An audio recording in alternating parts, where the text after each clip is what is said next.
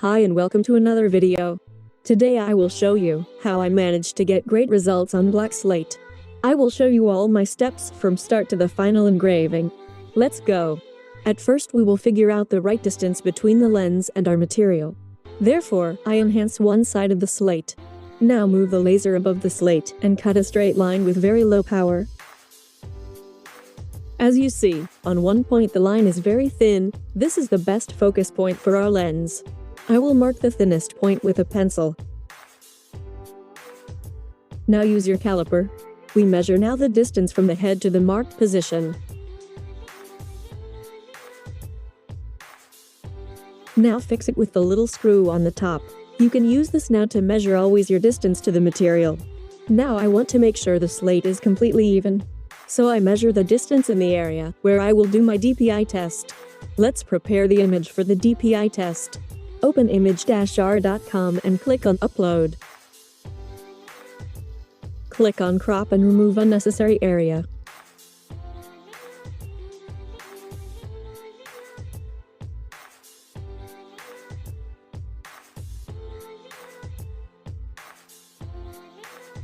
I will now resize my image.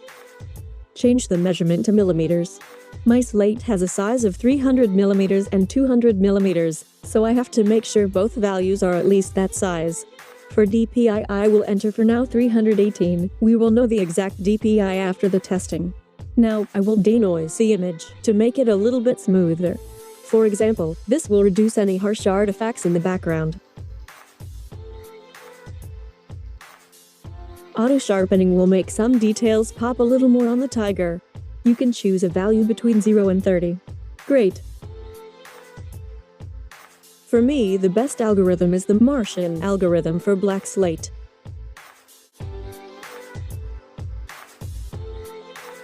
Next step is to click on Download and choose DPI Test. We can choose here the area we want to test. Usually you choose an important part, like an eye, for this. Make sure your chosen area is not too big, or this can take a long time and eventually time out, depending on the algorithm, size and advanced settings you used before.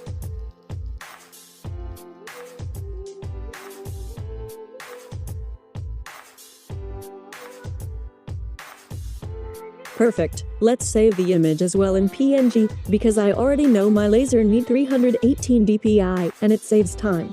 Since the image has now not exactly the size of my slate, I will upload the prepared image again.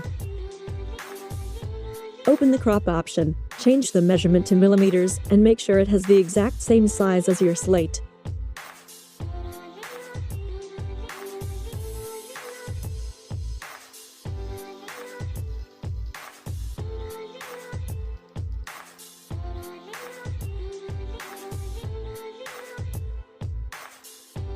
Now go straight to the download button and save the cropped image. Do not change anything else, since it is already prepared. I open the laser program and import the DPI values I want to test from the folder which we downloaded on the DPI test window. I arrange them a little so it doesn't take too much space on my slate. If you're on Lightburn, open the image layer options. Change your speed and power. I will use 300 mm per second speed, 10% maximal power and 0% minimal power on my 80 watt CO2 laser. Make sure pass-through is enabled, if not, it will mess up the DPI test completely. Great, let's run the DPI test now.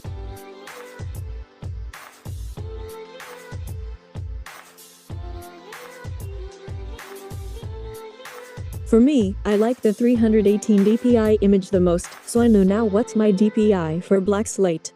Now, I will copy the 318 DPI image in Lightburn and try different speed and power settings. Click on an image, and then on a color in the bottom row to give it a new layer. So you can change speed and power independently from the other images. Again, make sure pass-through is enabled. On one image I will try 500 mm per second and 13% minimal and maximal power.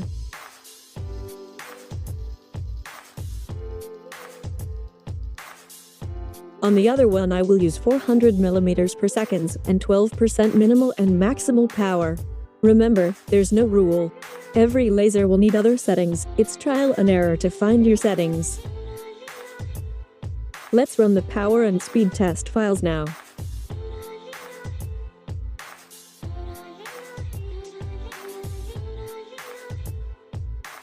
For me, the perfect settings are the 300 mm per seconds, 10% maximal and 0% minimal power. But I also did a lot of trial and error before, so that wasn't a lucky punch. It should only demonstrate how you can find your settings and do a quick trial and error by testing multiple, small files next to each other.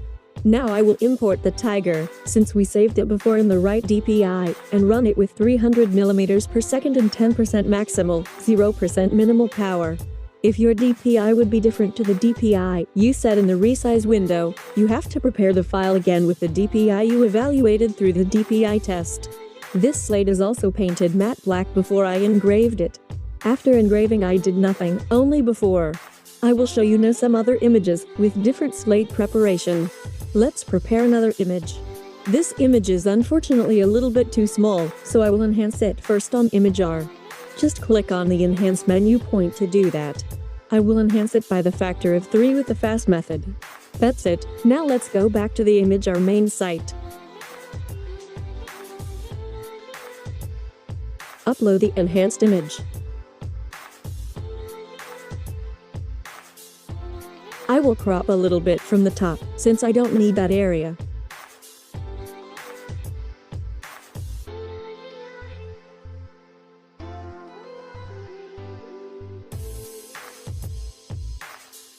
Now I resize it. Since we know our slate is 200 and 300 mm in size, it has to be bigger. We can crop it after to the right size, as we did on the ImagR. But we can't make the image larger after preparation, so the values have to be at least 200 and 300 mm. DPI of course 318, since we tested this before. I will denoise the image to make her skin smoother and avoid any artifacts. Automatic sharpening to make her eyes, lips and other details more visible. And of course, I will use the Martian black slate algorithm again.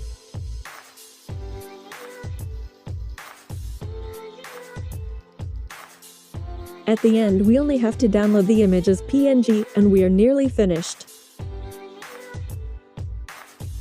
We only have to upload the prepared image again and crop it to the exact size of our slate.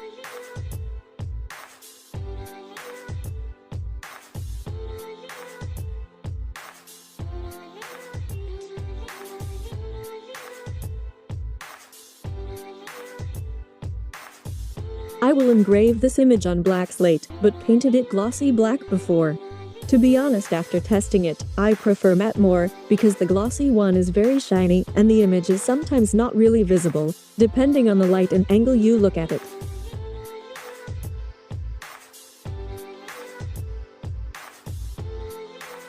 Let's prepare one more image, but I will speed it up, since it is exactly the same workflow as on the other girl.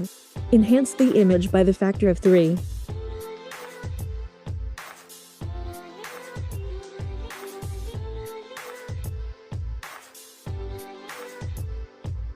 There's nothing to crop, so go straight to resize.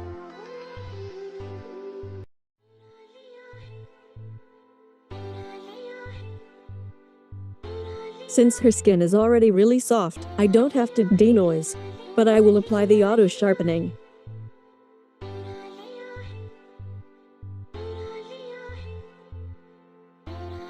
For material of course Martian black slate, and downloading it as PNG file.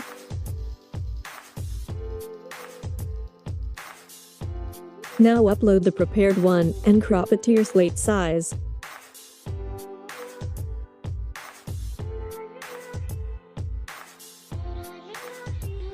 Import it in your laser software. I will rotate it, since the template I cut out for the position is horizontal. Then I make sure pass-through is enabled and all settings are correct. This one was also made on black slate painted matte black. I do that because it gives me a way better contrast and the whites are clearer than without painting it. Also, Slate is pretty cool, because if it didn't work, you can sand it down with an orbital sander and try again. That's why my slate is so smooth. Also, a sanded slate gives you better results than the normal one. I really hope you enjoyed the video. Please leave a like and subscribe our channel. Thank you for watching, and have a great day. Bye.